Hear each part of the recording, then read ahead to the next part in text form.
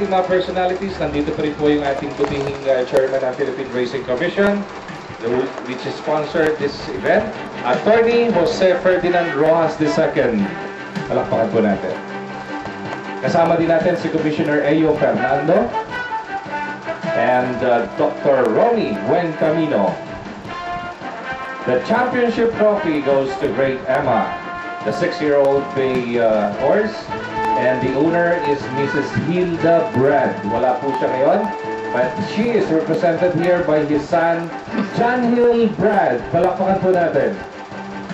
Who will be receiving the championship trophy from no less than the chairman of the Philippine Racing Commission, Attorney Jose Ferdinand Rojas II. There you go. Congratulations. That's John Hill Brad, the son of Mrs. Hilda Brad. Next, the trainer naman. Tawagin po natin. Narito si Tabe de la Cruz. Maraming pala yung ating trainer dito. There you go.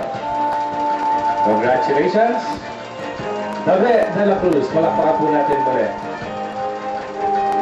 Third choice sa ating pintahan yan, si Great Emma, na pinatnubayan po, at narito na yung ating rider. Walang iba kundi si Jessie Guse. That's Jessie Guse,